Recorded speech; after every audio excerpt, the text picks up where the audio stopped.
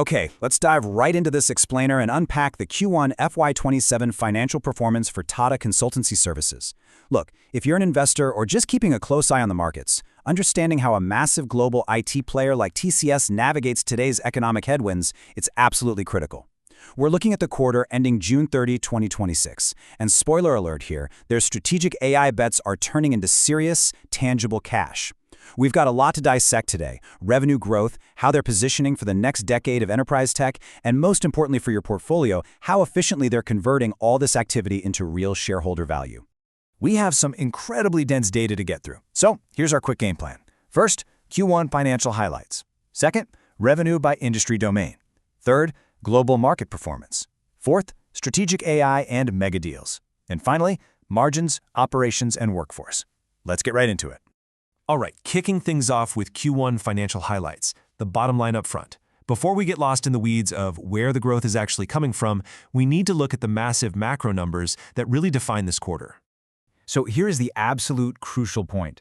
Total Q1 revenue came in at a staggering $7.62 billion US.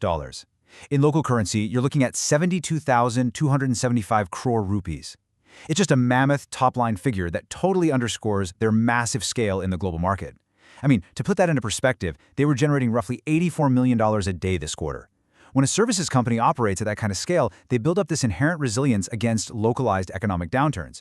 But hey, a raw revenue number only tells us so much about the actual momentum, right? Let's see what that means for growth. To contextualize that huge revenue, we're tracking a 13.9% year-over-year growth in INR. Sequentially, that is a 2.2% bump quarter over quarter, translating to 0.4% growth in constant currency. Now, if you're newer to analyzing global equities, constant currency just means we're stripping away the wild, unpredictable swings of global FX rates.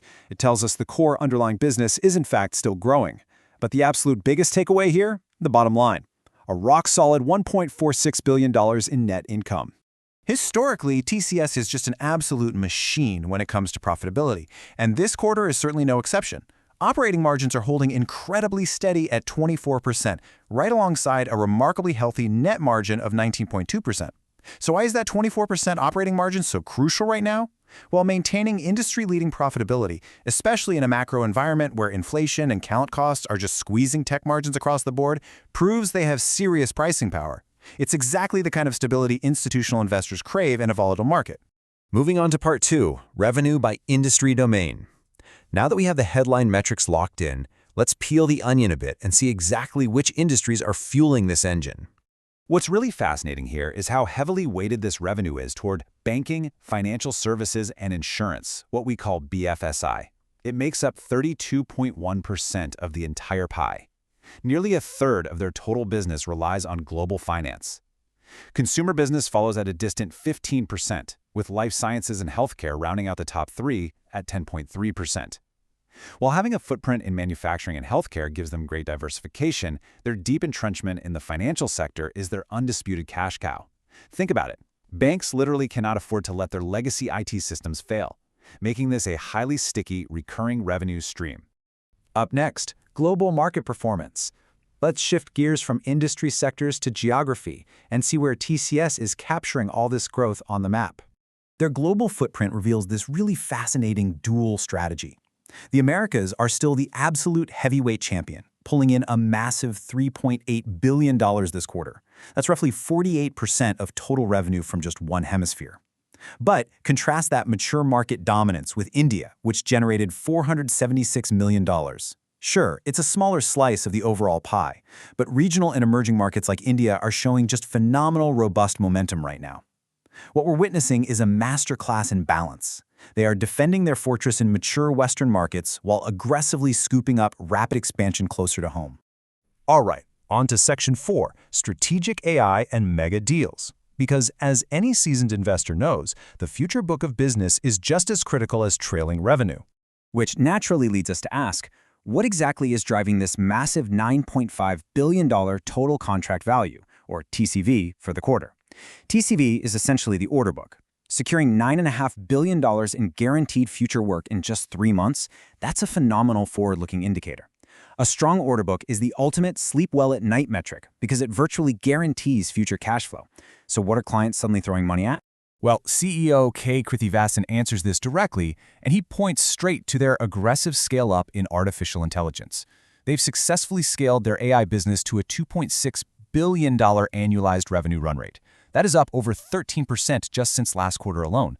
For investors who are frankly exhausted hearing tech companies talk about AI as some theoretical far-off concept or just an R&D expense, this is a massive differentiator. TCS is actively monetizing AI at scale, right now, as clients are rushing to modernize. And this AI and modernization pipeline isn't just a bunch of tiny pilot programs.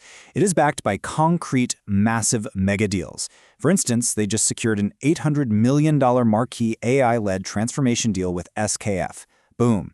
They also inked a strategic partnership with ServiceNow and landed a major multi-million-dollar agreement with a European Fortune Global 500 company. Plus, to make sure they're the go-to implementer for enterprise AI, they're partnering directly with heavyweights like Anthropic and Mistral. They're literally building the infrastructure of tomorrow, today. Finally, Section 5, Margins, Operations, and Workforce. Let's look under the hood, because a massive pipeline only matters if the internal engine is running efficiently enough to actually deliver it profitably. The operational discipline here is just striking.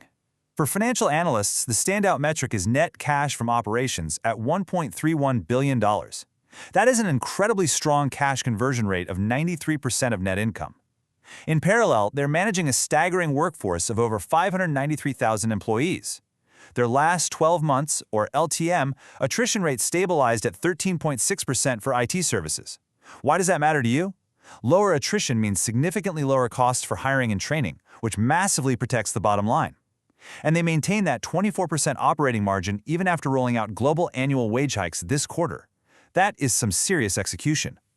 And for the shareholders tuning in, this operational efficiency isn't just fancy spreadsheet accounting.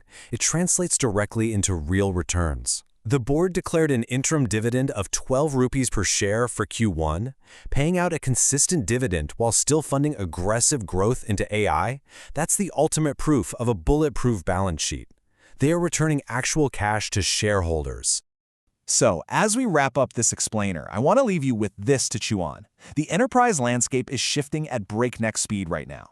As global companies rapidly accelerate their investments into AI, cyber, and cloud modernization, how will TCS's massive $9.5 billion pipeline and their $2.6 billion AI run rate reshape the rest of FY27?